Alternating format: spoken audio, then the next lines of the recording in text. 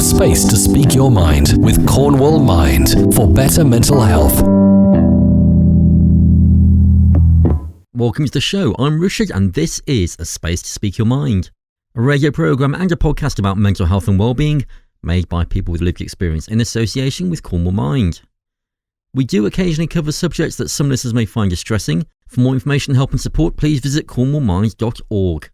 On this month's show, I'll be talking to Chartered Psychologist Kimberley Wilson about the Better Health Every Mind Matters campaign, which offers NHS-approved tips and advice to improve mental health and calling on the nation to be kind to their mind. I'll be asking if art in the workplace can help our mental health with Saff Williams from Brookfield Properties and expert psychologist Dr Craig Knight. I'll discuss whether having open conversations about what is deemed as a taboo topic is critical to addressing the country's growing obesity problem with GP Dr Helen Lawal. And I'll be finding out what happened at Cornwall Mind's Barkrun. A space to speak your mind with Cornwall Mind. It's a space to speak your mind as we find out new research reveals 7 in 10 Brits experience anxiety about the week ahead. I'm joined by Kimberley Wilson to find out more. Hi, Kimberley. Hi, Richard. How are you? Very good, thank you. So tell me about these Sunday scaries. What are they? So I think it will be a phenomenon that's very familiar to you. And I certainly remember having them at school, on a Sunday night when you realize your weekend's coming to an end and you start to think about the week ahead. And so it's a kind of extension of that experience that's applied to your thoughts about the Monday that's coming, the week of work that you have looming, the challenges that you're going to be facing. And so what the Every Mind Matters research has found is that around 5 o'clock, 5:15, people start to have a rise in this kind of anticipatory anxiety. And really, it's about helping people to think of effective and efficient ways to deal with those feelings, to manage them, to get ahead, and just to be a little bit kinder to themselves. And why do we experience these? I'm wondering if it actually goes back to childhood, whether it is that going back to the kind of the school days of knowing that we've got something big happening on the Monday, whether it be a test or an exam or just the social things that we had to deal with when we were younger. Is that part of it that kind of goes into adult life, even though some of those things might not be there, but we've got the associations with the past? I think it comes down really to the way that your brain works. And essentially, your brain is always trying to make predictions. It's always trying to kind of throw forward into the future and think about what will be demanded of you, what challenges will you face. And your brain can't really tell the difference in time. It doesn't tell the difference between what's happening right now and what's happening in the future. So when you start thinking about Monday morning, your brain starts to get your body ready for it. So if you've got a test on Monday morning, your body's like, okay, we're going to need some energy. Let's release some cortisol. Let's get that sugar flowing to prepare your brain and your body for that challenge. But that rise in cortisol brings with it feelings of agitation and that slight stress and pressure and worry. So if you want to look at it the nice way, really it's your brain trying to prepare you for the challenge ahead, but it's not really comfortable. And I think if you don't know how to manage those feelings, they can become really unpleasant and very worrying, and you can end up trying to distract yourself from them.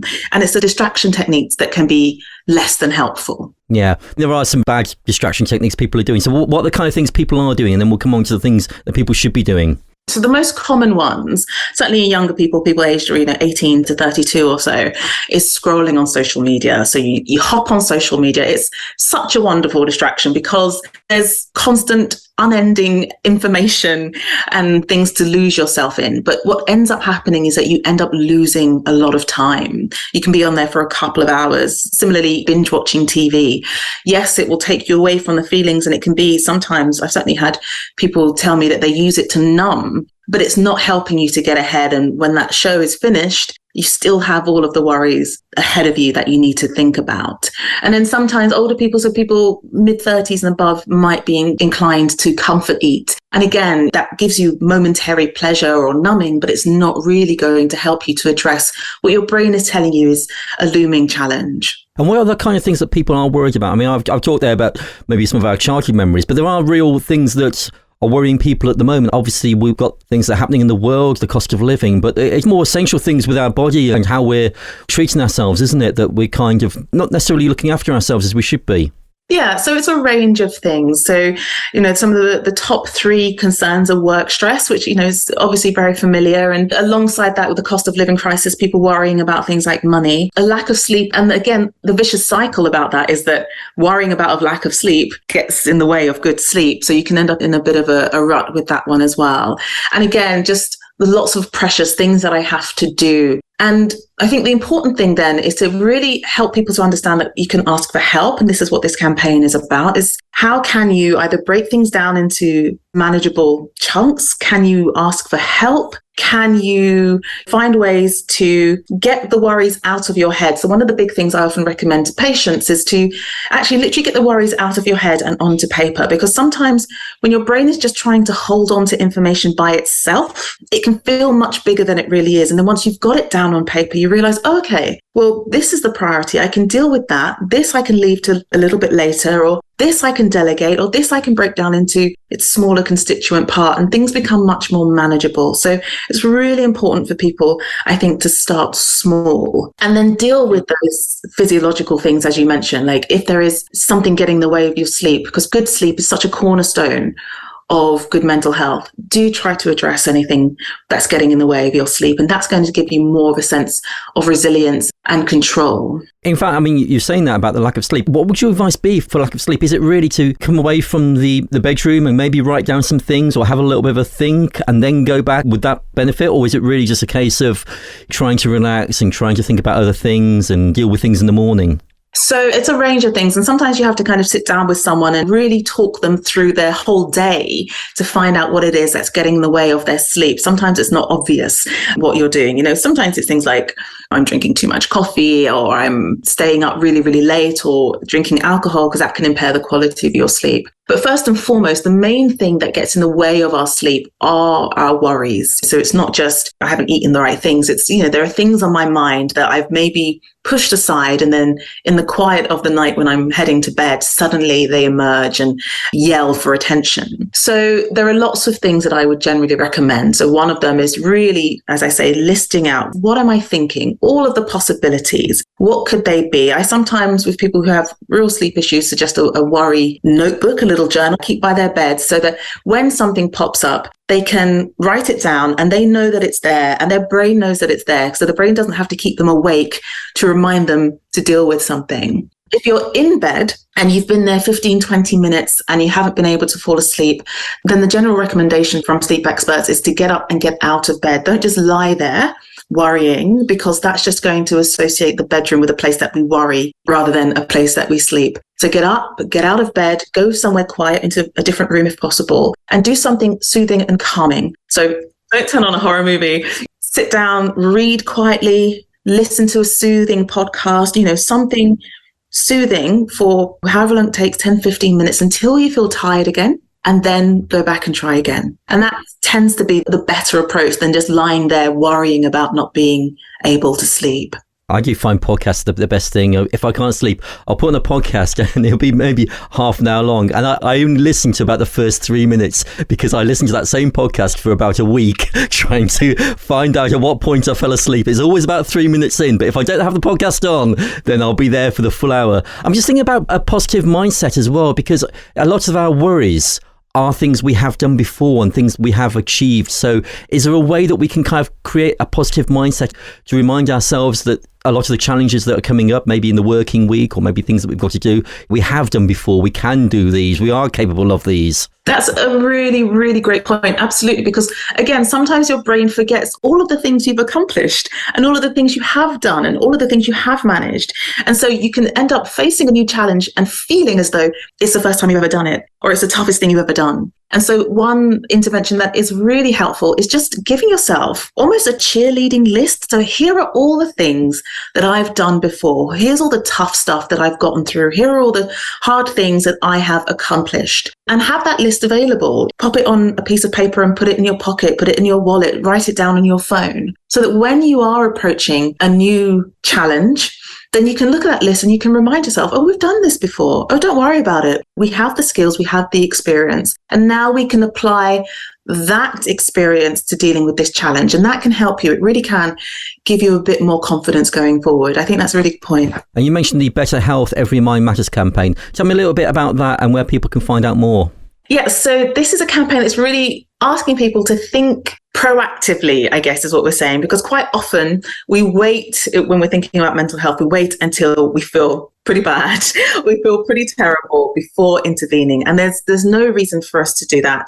And if we can get ahead, then we can make life better for our future selves, I think. So if you go to the Every Mind Matters website, you can do a little quiz that will give you personalized tips and information on how to be kind to your mind, which things might be particularly helpful for you, and to help you just to feel a little bit more in control of your life and of your thoughts. We'll put a link in our podcast in our notes as well for the Better Health Every Mind Matters campaign so people can have a look on there. But for now, Kimberley Wilson, thank you so much for being here today. Thank you. It was a pleasure. With a challenging economic climate underlined by growing inflation and a weakening pound, productivity of the nation's workforce is now more important than ever. Research shows that installation of art in offices can boost productivity by between 15 and 17%. A new study of over 3,000 office workers in the UK found that a staggering 63% of 18 to 29-year-olds prefer going to the office to work over working from home, with the number increasing to 3/4 of those who work in offices with a lot of art. Aside from creativity, well-being and an understanding of employee mental health, this is being seen as a crucial factor for workers in their relationship with their work. To find out more, I'm joined by Saff Williams, who's the Curatorial Director for Brookfield Properties, and expert psychologist Dr Craig Knight. A space to speak your mind with Cornwall Mind. So with many people having changed the way they work and many choosing to split time from home and the office, we're looking at well-being and creativity in the workplace. So firstly, Craig, what's the link between mental health and productivity in the workplace, and how can that be helped with the office environment? Well, what we're looking at the moment is how to improve the office, because too many offices are these stark white box spaces where people are expected to conform to other people's ideas without any form of enrichment at all. And what we found is that when you put art into a workspace, when you enrich it with art, people feel better. And this is bang in line with the science. And art itself is a fantastic enriching medium because it has so many nuances in it. People can look at a picture, see different things, talk to different people about the different things. And the psychological enrichment of art is superb. When you engage people further with that art, and when you let them say, I like that particular picture, I like that particular sculpture, I like that particular design, then that builds what's called congruent identity, because the organization trusts you to go and engage with what's going on. You talk to your people about it, so you identify with both the people and the organization positively. And that is nothing but good for both the people, because it improves their mental well-being, and for the organisation, because it becomes the place that people want to go to and want to work for. And Saff, would you agree with that? Do you find from what you've seen and from the research that building a better environment for people is encouraging people back into the workplace? I think we know that it's encouraging people back because we can see that on the days that we put wellness events, whether it be, yoga in the sky or a brush and bubbles class or an artist in conversation exhibition launch around an exhibition, that the offices on those days are busier. So I think, people are choosing to come in and kind of form those community bonds around art and around wellness. So we know from the fact that certain events are out of tickets that we allocate, that it's certainly drawing people in. Even just the fact that our occupiers and tenants are speaking to receptionists and asking questions about the art that's on the wall, or sitting in and around the kind of adult playgrounds and art installations that we build outside in the summer, where we have DJ sessions and all sorts of other things that are kind of auxiliary to the frame of the artwork. So we can see from the actual numbers of people interacting with the artwork, it's encouraging people back in. Do you think there is really a direct link between workplace satisfaction and productivity? Is it a case of if people are in a good environment, they tend to feel better and work better? I don't know what you think about that, Craig. I think that's a really interesting point, Richard. And certainly from the research that we've done prior to this, yes, the more people get engaged, the higher their productivity tends to be. But I must stress that will probably be a next step for us here, because this was a survey and it looked very much at how people feel and engage and how their mental health is. But all the signs of that, and creativity as well. Yeah, I think just incidentally as well, I think people feel a great deal of pride in a well-designed office, be that great furniture, interiors and art in their direct environment. I mean, we had recently just a pop-up office in the city as we were building a more full-term one. And the first question that came to me as a curator was saying, when are we putting the artwork up on the walls, as they were still bringing in the furniture? So I think it's really interesting that people are kind of demanding that of their spaces more and more.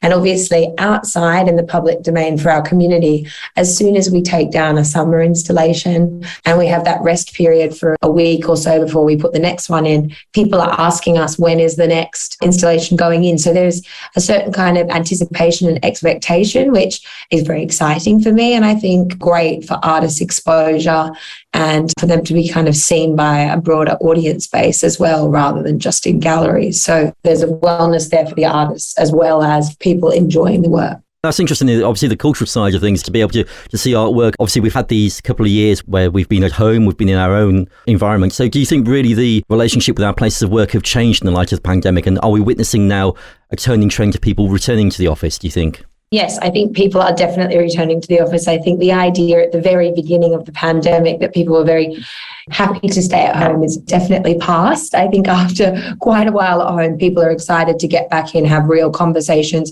get off the Zoom and speak to colleagues. And certainly we can see from these after hour events, maybe an exhibition launch, etc., that people seem to be quite keen to be in and around the community of their colleagues and their friends. So I can see the stats of how many people are coming in is dramatic. As a general kind of thing, they're asking more from the office, and the office provides them with a community that they may not be getting at home just simply by being around their family and the kitchen table.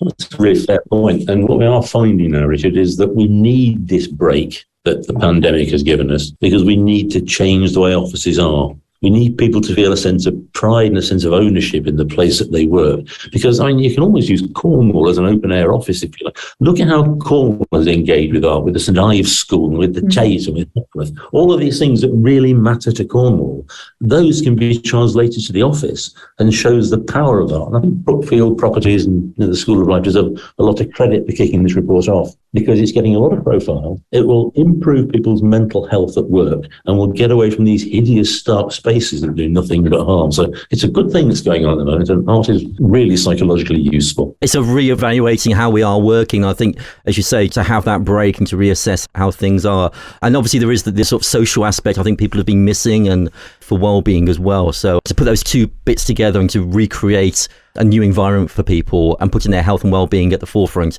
is very important, isn't it? Yeah, and obviously we're very excited that Brookfield's been committed to, the properties has been committed to free art exhibitions for over 30 years. We started this program in 1988, globally. So it's something that we have a long-term commitment to. But I think even we can see from our tenants that they're starting to ask me more directly if I can advise them on their own exhibitions in their office, how they would go about approaching artists, how they should pay artists fairly. These are all conversations that I've had in the last couple of months, which I think is really exciting and encouraging. And of course, we provide that support to them. So I think that there's certainly kind of a demand for it more from them, as well as a long-term commitment that we've already had. And Craig, do you think the future's looking bright for office spaces and for people being back at work? I certainly hope so. I really do, because what is important here is that we're not just feeding mental health, we're also feeding the culture. And if we can get culture, which goes from the bottom up, if we can get that to be a positive thing, then that can only, again, breed happiness, which is the key thing. And if we get people to be happy in their workspace, they look around, see that people around them are talking to them, they understand that nobody from above is making their life unbearable. We can use art for that positive effect to seed a good culture. Then we really are on the road to an excellent office. That sounds amazing. And I think, for employers that are listening to this, they may not even have considered the art in the workplace and that sort of aspect. So is there somewhere that people can go for more information on what we've talked about today and to learn a bit more? Yes, you certainly can. You can go to the Brookfield Properties website to see the report, which we're sharing publicly, and also at our Instagram and some of the key statistics. And also, as we continue to collaborate with the School of Life, which is the next step really after this report, which is free workshops to our community and access to the app. So more of that to follow. But I think at Brookfield Properties London Social will probably be a great way to access everything easily. Saff Williams from Brookfield Properties and also Dr. Craig Knight, thank you so much for being with us today. Thank you. Thank you, Richard. A space to speak your mind with Cornwall Mind. On the last show, we talked about the upcoming Barkrun event where you can run or walk 5 kilometres with your dog. And today's the day. I'm here at Trellis Gardens in Truro to speak to some of the participants and to find out how they get on. Who have we got here? Chris and Chantal. This is Nova. So what made you want to do Barkrun today? Bit of fun, see loads of doggies, raise some money for charity. Do you normally run with the dog? Not with the usually dog. with the dog, no, so it'll be interesting. It's going to be a first time experience. And how do you think he's going to cope? Yeah, probably fine. Yeah, she'll be right. Hopefully it doesn't pull me over. Who have we got here? This is Barra. I'm Kat and this is Zach. Is it the first time doing a 5k or are you runners anyway? It is for him, yeah. Do you normally go on long runs or it's going to be a new experience? A completely new experience. I haven't run for years. I ran the Cornish Marathon a few years ago, so not afraid for running, but this is the first time for Zach. Yeah. I broke my leg quite badly a few years ago, so I can cycle okay, but running not so much. And it's a great day as well, obviously raising money for Cornwall Mind. Yeah, definitely. It's a really good cause, and it's just nice to be able to run as a family. So the race has started and we've already got some of the runners coming back now. Hi there, you're the first runner. You completed it. How was that for you? Good. What's your name again, sorry? Harvey. Well done, Harvey. So that was our first runner. That was Harvey who's coming first. We've got our first dog and runner coming in now. What's the dog's name? Remy. And what's your name? Nora. How was the run for you? That's great. It's quite hilly. And what time did you do? 'Cause you must have done that in quite some speed. 24 and a half. Wow, well done. Fantastic. Really good run. Thank you. Here comes our next finisher. This is Rory from the doghouse and Poppy the dog. So how was that for you? The last bit was a struggle. Thanks to Poppy not letting me stop and pulling me up. And obviously a course that hasn't been done before. Are you a keen runner yourself? Yeah, I haven't done anything for about a year though. Quite a hilly course. Yeah. Does Poppy run much when you're out? Yeah, she doesn't stop. The only time she stops is when she's sleeping. So Luke, Rory's just finished. That was an amazing time. Yes, it was. Yeah, he's looking very tired now. I know, you must be so proud of him with the doghouse. Yes, yeah, and Poppy as well. She's a spaniel, so she could keep going, I think. And just explain your involvement here today. We're a dog grooming business, and we do daycare, have a dog shop as well, and we like to support Mind because of mental health and believe that dogs are great for that and to improve it. They'll always have our support. And we've just had the Rosemullion vets coming through. It's Alice, isn't it, Alice? It is, yes, hi. And who's with you? This is Jenny. How's that? Yeah, it's really lovely. It's a lovely route. Absolutely gorgeous. And you've done really well for timing. Do you normally go out running? Not for a long time. Jenny does a bit more than I do. How did you find the course? It was lovely, yeah. It's really, really nice, bit different to the Barkrun, which I normally come to. So yes. And really great that you're supporting what's going on here today. There's really good turnout, isn't it? Yeah, it's brilliant. Seems the weather was so awful first thing. We're been blessed with the good weather. So we've got some more finishers here. What's your name? Jacob. And who have you got with you here? This is Lumi. And how was the run for you? It's pretty great. Bit of mud, but makes it fun. Makes it better for them anyway. And obviously supporting Cornwall Mind, is that important to you? Yeah, absolutely. It's a fab course to be coming out for, and it's great to see so many people here as well. What's your names? Zach and Kat. And you're raising money as well for Cornwall Mind? Yeah. Supporting any charity that sort of supports mental health is really important. Yeah. And now let's chat to Hayley from Sea Salt, who's supporting the Barkrun here today. It's been a really good day. It's nice to do something different, I think, for a change, and also raising money for good charity at the same time. And you're here from Sea Salt. Can you just explain the connection with Cornwall Mind and why you've decided to support Cornwall Mind today? Sea Salt do a lot of things with Cornwall Mind. They do various fundraising with them. Like they donate with the socks and things. They donate for each pad that's bought. They donate a percentage to Cornwall Mind. So yeah, they really support Cornwall Mind. And there's some people just about to come through now. You've got some goodie bags for them. So what have we got in here? It's goodie bags for the dogs. There's lots of little dog treats and things in there. Yeah, little snacks in there for the dogs. Right. Okay. And we've just got another runner coming through, so we'll let them get their goodie bag. And what's your name? Craig. How did you enjoy that? Oh, it was a lot of fun getting out. Nice, the weather held out for us. And who have you got with you here? This is Cooper. And how did Cooper enjoy it? He did. Oh, he was a bit frustrated on the lead because there was some squirrels about. Oh, but wow. He enjoyed pulling me along, giving me a little bit of help Brilliant. up the hills. Good that everyone's coming out today. Yes, absolutely, and lovely sponsorship as well. Oh, looks like the goodie bag for Coopers. He's going to enjoy that. So thank you to the sponsors. So I'm here with Mike from the Rotary Club of Truro and Boscawen. Great event. How have you enjoyed today? It is absolutely fabulous that these things are running. After the COVID pandemic, the charity input was much reduced. Now it's back on track again. and it's great to see so many willing participants. Yeah, and all of your team have been out today and done an amazing job. They have indeed. I have to say that the turnout amongst all of the volunteers is equally as good as those that are running. I'm just glad that we're not actually getting muddy and sweaty. And tell me what you're doing right now, because we've got some people coming through. Yeah, well, I'm the main banana man, believe it or not, and I'm giving the much needed potassium and magnesium and sustenance replacement for the competitors. I hope you enjoy the rest of the day. There's some more runners coming through and they're waiting for their bananas, so I'll let you get on. Thank you. Who have we got here? We've got Bear and Christian. And this is... I'm Victoria. Oh, wow. And how did you enjoy that today? Tough but good. Yeah, I'm very, very proud of Christian. Did well. I did well because I suffer from depression and anxiety, so this charity is close to my mind. Yeah. So it's good to get out, spread awareness for mental health. And you've been raising money as well, so how did that go for you? Really good.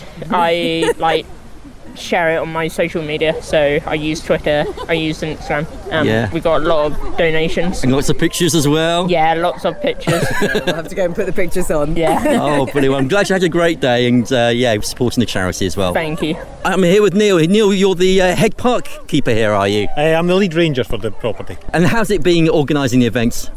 It's no problem at all. To be honest with you, the Mind do all of the background organisation. I have to run around a few days before doing all the little bits of mowing and all that, but it's just part of the job, and it's really enjoyable to see everybody using the property in a different way. And I hear you were the one that came up with the name Barkrun. Well, I might have been. Yeah. Very inspired.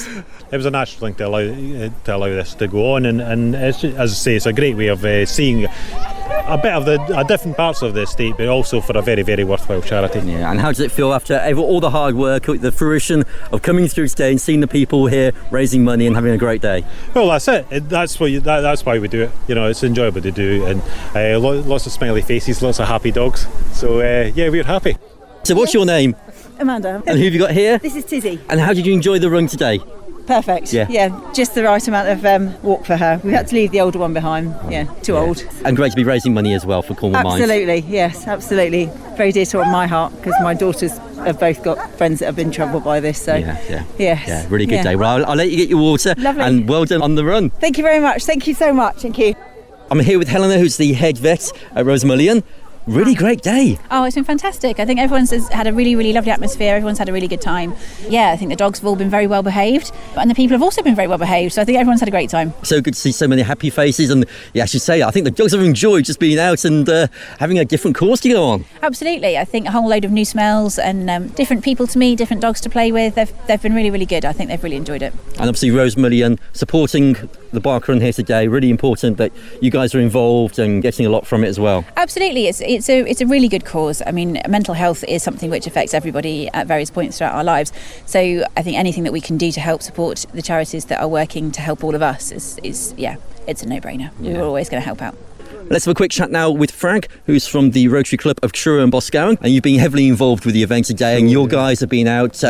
It's been amazing, hasn't it? Yeah, we had 20 marshals out there, and they've all said how nice it was with people saying to them, thanks Marshal, thanks Marshal. So it was really lovely atmosphere, really good. Yeah. And the rain's just coming now, so I think we've got most of the runners back, haven't we? Yes, yeah, we're looking in the distance. We can't see the slower walkers, but there's 2 yellow jackets at the end. They're our tail end Charlies, so we're waiting for them. Yeah. But yes, I think we've only been going an hour, so that's really good, isn't it? When you think of 5 kilometres, difficult terrain, very muddy in places, but they've done well. Yeah, and I think even the more established runners, I think it's been a bit of a challenge for them, so I think everyone's got something from it today. Yeah, that's really good, isn't it? Yes, I did notice there were a few at the front looking very much in their kit as though they were going to break some records. That was good to see, wasn't it? Some fast runners out at the front. Really good to have you here, and thank you for your support. Thanks, mate. Cheers now. So Lucy, you're here from the National Trust, and just explain the activity that you've been involved with. Yes, it's great to be partnering with a great Cornish charity, with Cornwall Mind.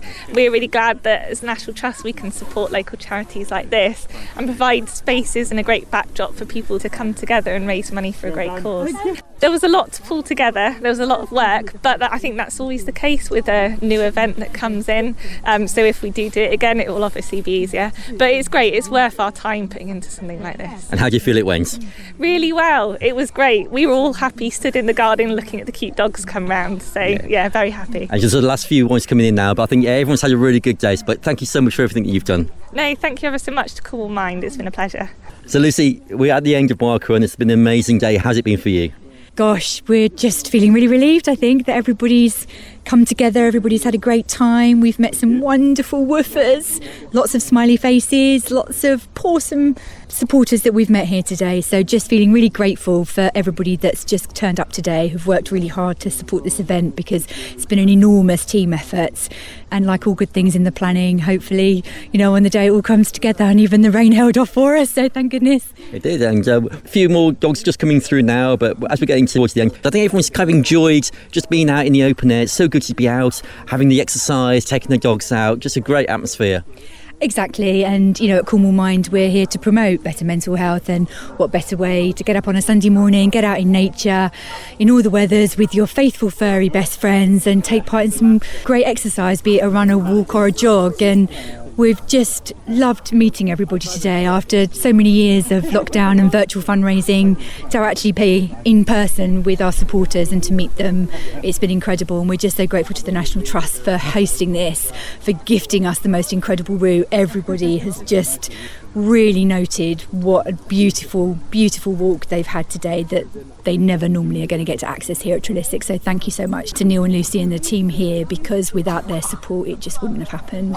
If people want to support, they can get online as well and raise a little bit extra just for the Barkrun and for Cornwall Mind as a charity. Absolutely. Thank you so much to all those dogs who set up their own fundraising pages. We totally understand the cost of living crisis that we're in right now, and it can feel a little bit awkward or sensitive to ask friends and family for sponsorship, but for those who have, it really does make a difference, and we're so grateful, we're so thankful. At the moment it looks like we've raised almost £4,000, which is brilliant, and we're so grateful to everybody that's come along and put their best paw forward to promote better mental health here in Cornwall. What a great morning, a great event, and thank you to our vets team, thank you to our Rotary team, to all our marshals that have come and given their time on a Sunday morning to enable this awesome event. So thank you. So if you go onto the website now, cornwallminds.org, you can see all the pictures from the event, and thanks again to everyone who took part in Barkrun. A space to speak your mind with Cornwall Mind. Weight is a lot more complex than a number on a scale, and whether it's being overweight or underweight, it plays an important part in our overall well-being. While we're comfortable giving friends advice on other health concerns, only 16% of people surveyed consider weight a viable topic for advice. So to find out more, I'm joined by Dr Helen Lawal. How are you doing, Helen? Hi, yeah, good, thanks. Good to be here and to speak to you. So are we having open conversations about weight, or do you think it's still a subject people avoid? The research from Weight Watchers has showed that 46% of the people surveyed said it is a taboo subject, and actually they'd feel more comfortable discussing their weight with a stranger than their friend. So I do think we have got a long way to go. However, we do know from the research that people are very keen for those positive conversations and open discussions about weight. But I do think it needs to be part of gaining a wider perspective on health in general.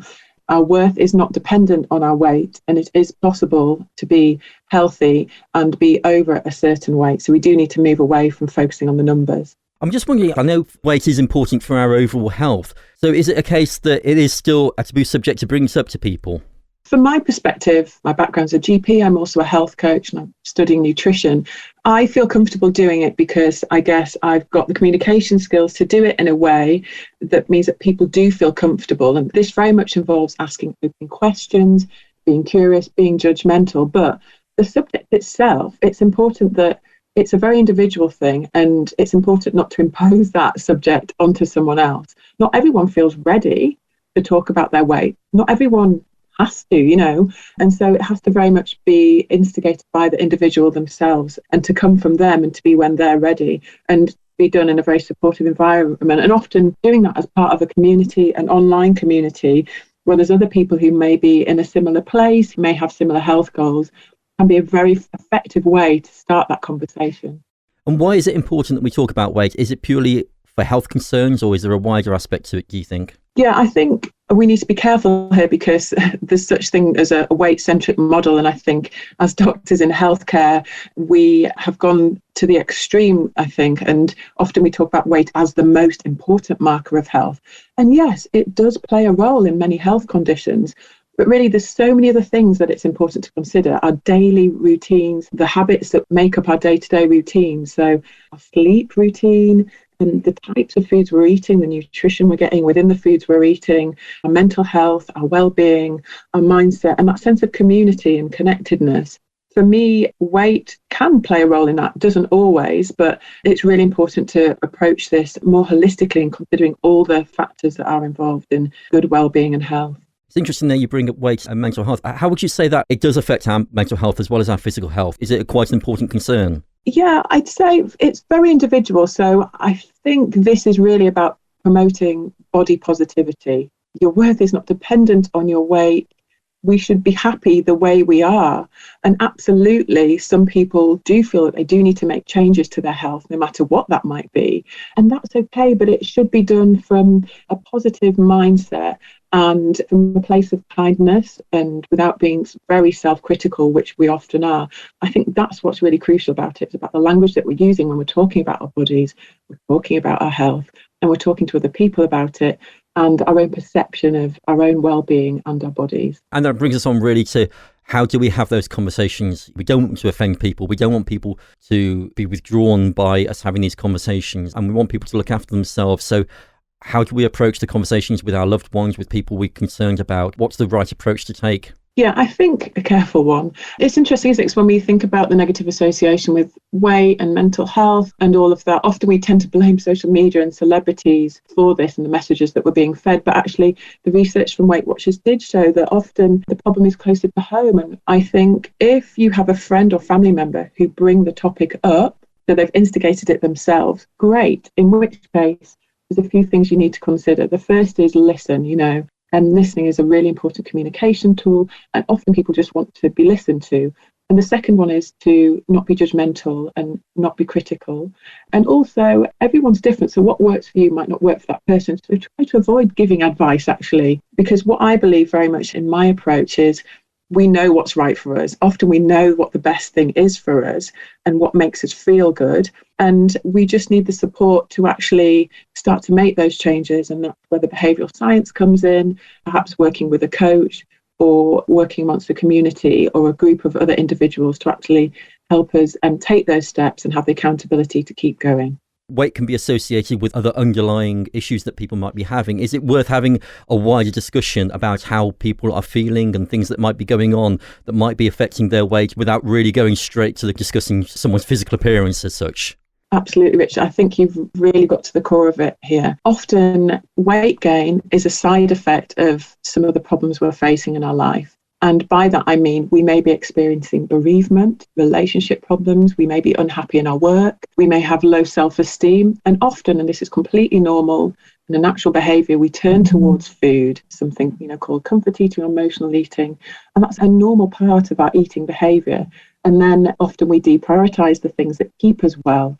So we tend to deprioritise exercise, spending time with friends and family when we are in fact stressed. So the conversation should be about actually what's really going on for you and why is it important to you to look at your weight? Because often it's not weight that's the problem, it's something else in our lives. And I think that's the way that we should approach it, by looking to see what the cause is, the root of the problem, and taking the emphasis away from the weight and the numbers on the scales. Weight and mental health do go hand in hand. Is there more advice you can give as far as if it is affecting someone's mental health and what they can do about it? Yeah, I think if you're not feeling right, if you're feeling anxious, low in mood, or feel like your mental well-being is under strain, then it's really important to seek help and to reach out for help. And often a starting point is by having a visit to your GP. There's loads of ways you can access help this day, either one-to-one or group sessions, and it's all available free through the NHS. So do reach out if you are struggling with your mental health. That has to be the priority whenever we're thinking about our health. So it really is having these open conversations and starting a dialogue. So if people are thinking that they want to help someone in their lives, is there a website that they can go to? Is there somewhere they can get more information on what we've been talking about? Yeah, so Weight Watchers have a great app and an online community called Connect, which I'd really encourage people to look into. And often what we find is that people come for the weight loss and stay for the friendships and the sense of community. And that's often the missing piece in the puzzle. So I'd signpost people towards that way. And also a starting point could be by speaking to their GP if they're worried about their health in general, because there may be other things that they can do to address that aren't necessarily related to their weight. Dr. Helen Lawal, thank you so much for being on the show today. Thank you. It's good to speak to you. A space to speak your mind with Cornwall Mind. That's all for this month. If you missed anything on today's show, you can download the podcast right now. We're on Apple Podcasts, Google Podcasts, Spotify, and now also Amazon Podcasts and TuneIn too. For support and more information for better mental health, visit cornwallmind.org or call the Mind helpline during office hours on 0300 123 3393. There's also a 24/7 NHS local urgent mental health response phone line, which is free to access by anyone of any age. It's on 0800 038 5300. And don't forget, you can call the Samaritans anytime for free on 116 123. If you missed any of those numbers, you can catch those on the show notes of this podcast right now.